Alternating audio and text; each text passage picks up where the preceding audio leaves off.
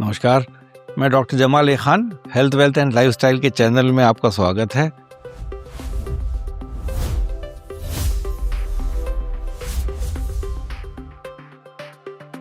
मैं आपके साथ हमेशा जुड़ता हूं और हेल्थ के बारे में बातें करता हूं। थोड़ा सा मैं आपको आज रोशनी डालूंगा कि जो मेडिकल सिस्टम है वो कैसे डेवलप हुआ, मेडिसिन्स ने डिफरेंट कंट्रीज़ में कैसे कैसे अपने आप को स्थापित किया और उसके क्या परिणाम हैं और आज हम कहाँ खड़े हैं। तो इस श्रृंखला में जैसे कि हम भारत में रहते हैं तो यहाँ पर आयुर्वेदिक सिस्टम डेवलप हुआ, आयुर्वेदा से इलाज करना शुरू किया, जिसमें मुख्य रूप से जड़ी बूटियाँ रहीं और मेटल्स रहे, जैसे सिल्वर भी यूज़ करते हैं, गोल्ड भी यूज़ करते हैं, भस्म यूज़ करते हैं। तो भस्म जो होता है जला के जिसको राख बनाते हैं उससे यूज़ करते हैं और इस तरीके से मेडिसिन आयुर्वेदा की यूज़ हुई। बाद में जब यूनान के लोग आए यहाँ पर, यूनानी मेडिसिन स्टार्ट हुई जो ग्रीक से थी, ताल्लुक़ रखती थी, और उसमें हकीमों ने जन्म लिया। जो मुग़ल पीरियड था उसमें हकीम स्टार्ट हुए, उन्होंने अपनी दवाएं देना शुरू करी, वो भी मुख्य रूप से आयुर्वेदिक से मेल जोल खाती हुई चीज़ें थीं। ऐसे चाइना में बहुत बड़ा सिस्टम था चाइनीज़ मेडिसिन का, वो भी मुख्य रूप से आयुर्वेदिक के ही हिसाब से ही चली, जड़ी बूटियों का आधार हुआ करता था। और उसमें ये भी पाया जाता था, रिसर्च ऐसे करते थे लोग कि भाई इन सिम्टम्स का ट्रीटमेंट करेंगे। ये सिम्टम्स होते कि मुझे बुखार आ गया, इसे सिम्टम कहेंगे, और मेरे पेट में दर्द हुआ, ये सिम्टम है, मेरे पैर में दर्द हो रहा है, ये सिम्टम है, मेरा सर में दर्द हो रहा है, ये सिम्टम है, या मुझे खाना अच्छा नहीं लग रहा, या मेरा वज़न घट रहा है, इनको हम सिम्टम्स कहते हैं। इनके आधार पे इलाज शुरू हुआ और देखा गया कि ये दवाएं दी जाएं तो इससे ये सिम्टम ठीक हो जाते हैं, तो मर्ज़ भी ठीक हो जाता होगा। एनाटॉमी जो कहते हैं बॉडी का मेकअप, कि बॉडी बनी कैसे हुई है, तो उसमें भी दो प्रकार की एनाटॉमी पैदा हुई। ग्रॉस एनाटॉमी, मुख्य रूप से शरीर के अंदर दिल है, दिमाग है, फेफड़े हैं, जिगर है, स्प्लीन है, आंतें हैं, स्टमक है, ये ग्रॉस एनाटॉमी डेवलप हुई। उसके बाद माइक्रोस्कोपिक एनाटॉमी डेवलप हुई कि स्ट्रक्चरल डिफरेंसेस क्या क्या हैं ऑर्गन्स में, इंटेस्टाइन कैसे बनी हुई है, हार्ट कैसे बना हुआ है, उसके सेल्स का आकार क्या है, उसका प्रयोग है, और उसकी कौन सी दवाई से उसका क्या असर होता है। तो इसी तरीके से इन सिस्टम्स में जब ये डेवलप हो रहा था तो मॉडर्न मेडिसिन ने अपना रास्ता ढूंढा। मॉडर्न मेडिसिन क्या थी कि जो निचोड़ हुआ सब चीज़ का, आयुर्वेदिक दवाइयाँ थीं, उनका एनालिसिस किया गया कि इसमें एक्टिव कंपोनेंट क्या है, एक्टिव इंग्रेडिएंट क्या है। उस एक्टिव इंग्रेडिएंट को ही खाली दे दिया जाए तो वो भी दवा वही काम करेगी जो कंकॉक्शन काम कर रहा था। मिसाल के तौर पे बुखार कम करने के लिए एक कंकॉक्शन हकीम ने यूज़ किया, जो पुड़ा था, पुड़े को डाला आपने, पानी में उबाला, पूरा पानी पी लिया, तो क्वांटिटी ज़्यादा थी, तो क्यों ना उसका एक्टिव इंग्रेडिएंट पैरासीटामोल की गोली में रख दिया जाए। तो खाली ये गोली खाई हमने और उससे भी बुखार कम हो गया। तो ये इसको हमने कहा कि मॉडर्न मेडिसिन है। मॉडर्न मेडिसिन में जो एक्स्ट्रा चीज़ें थी उनको कम कर दिया गया और एक्टिव इंग्रेडिएंट्स को खाली उठा लिया गया। इलाज का सिलसिला इसी बेस पर रहा कि सिम्टम्स को ठीक करना है। सिम्टम्स क्या है? एसिडिटी हो रही है तो मैंने ऐसी दवा दी जिससे कि स्टमक की एसिडिटी कम हो जाए और पाचन शक्ति ठीक हो जाए। ये चीज़ पाई गई। ये नहीं पाया गया कि ये एसिडिटी का रीज़न क्या है, एसिडिटी क्यों हो रही है, उसको ठीक करना है। ये बाद में डेवलप हुआ मॉडर्न मेडिसिन में। तो मैं ये बताना चाह रहा हूँ आपको मुख्य रूप से कि मेरा जो निचोड़ है इस बात का वो ये है कि एक्टिव इंग्रेडिएंट से इलाज कीजिए तो मॉडर्न मेडिसिन हो गई। आयुर्वेदा, एलोपैथिक या चाइनीज़ मेडिसिन से इलाज कीजिए तो कन्वेंशनल मेडिसिन है, और उसमें एक्स्ट्रा कंपोनेंट्स भी हैं जो कुछ काम करते भी हैं। अब मैं इसको कैसे समझाऊं आपको। मिसाल के तौर पे जिगर की बात करें कि जिगर में बीमारी हमारे है। अब जिगर की बीमारी जो है वो किस किस्म की है? दो प्रकार की है। जिगर मुतासिर हो गया, जिगर के अंदर कोई लिवर, जिसकी बात कर रहा है, लिवर की बात करें कि उसके पैरेंकाइमा में कुछ चेंजेस आ गई, लीवर का स्ट्रक्चर डैमेज शुरू हो गई अंदर। तो हमने क्या देखा कि उसमें चेंजेस क्या आ गई तो साहब उसके अंदर पीलिया डेवलप होने लगा, मरीज को जॉन्डिस हो गया, मार्कर्स बढ़ना शुरू हो गए। हाँ, जो उसके मार्कर्स थे लीवर के डैमेज करने वाले, वो पता चला कि बढ़ रहे हैं। अब हमने जब एलोपैथिक मेडिसिन को चुना कि एलोपैथिक मेडिसिन क्या करेगी, तो इसमें हमारे पास बहुत कम मात्रा में दवाइयाँ पाई गई, ना के बराबर है ही नहीं तकरीबन। जब हम कहें बात, एलोपैथिक मेडिसिन वाले डॉक्टर्स क्या लिखते थे जब मैं मेडिकल कॉलेज में पढ़ा करता था कि लीव 52 क्या दवा है, वो आयुर्वेदिक मेडिसिन है।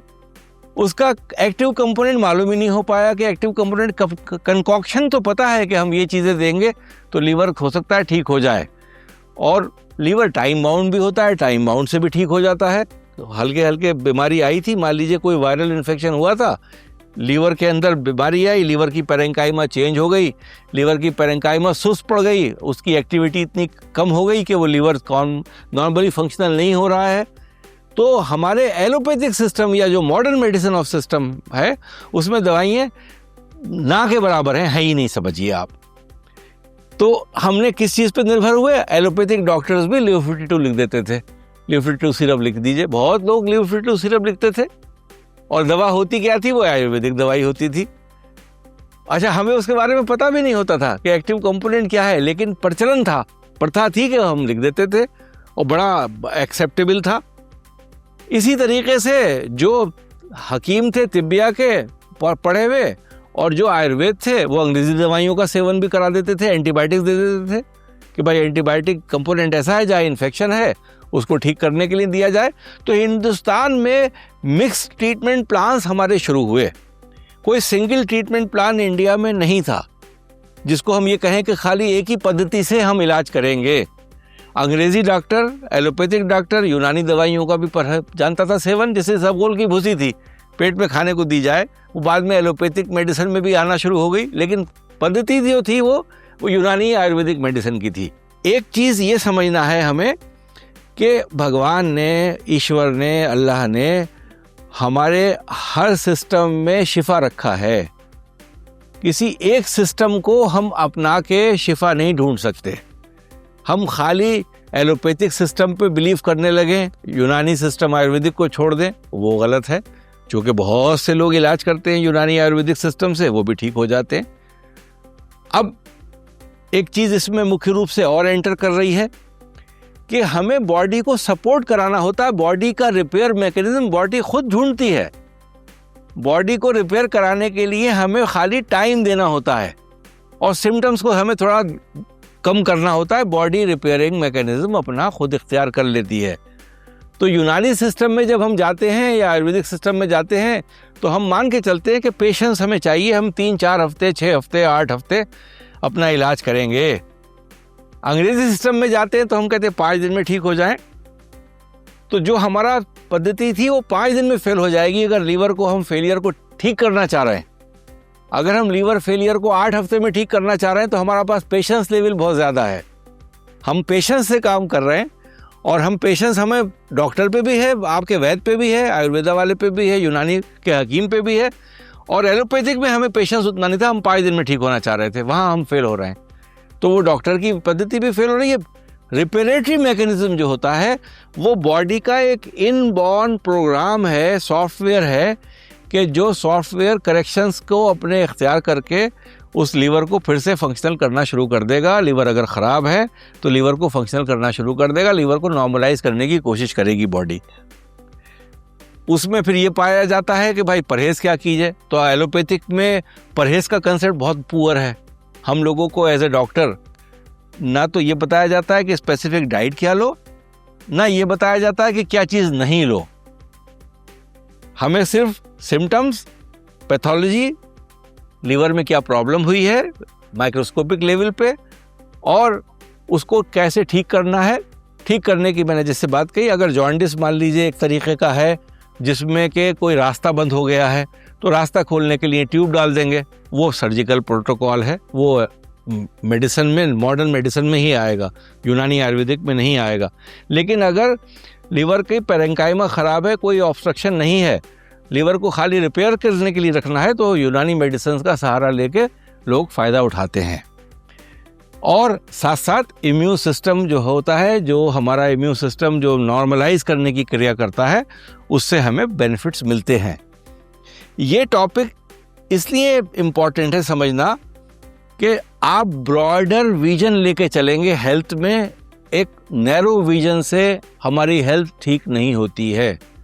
हमें हेल्दी रहने के लिए ब्रॉडर विजन पे काम करना है, नैरो विजन पे काम नहीं करना है, जिसमें सब पद्धतियों को साथ लेके चलना है। इस अप्रोच को हम कहते हैं इंटीग्रेटेड मेडिसिन, इंटीग्रेटेड अप्रोच, जिसमें हमारे जो 5000 साल से इलाज हमने ढूंढे हैं भारत में। जब भारत डेवलप हुआ था, जब पूरी दुनिया डेवलप नहीं हुई थी, जब हमारा इंडस वैली सिविलाइजेशन था या हमारा मोहनजोदारो सिविलाइजेशन था, जब हमारा एक पूरा सिविलाइजेशन था, उस वक्त से जो हेल्थ डेवलप हुई थी और जो दवाइयाँ हमने खाई थी, उनकी रिसर्च बहुत ज़्यादा है बमुकाबले मॉडर्न मेडिसिन के, जो 100 साल पहले डेवलप हुई है।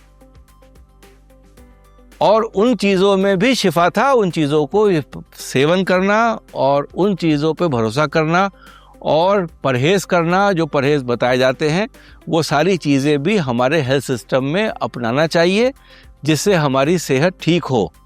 हम किसी एक पद्धति पे निर्भर होकर अपने जीवन को अच्छा नहीं कर सकते, क्योंकि जो हमारी मॉडर्न मेडिसिन है वो पूरी हाईजैक हो चुकी है फार्मास्यूटिकल इंडस्ट्री के पास।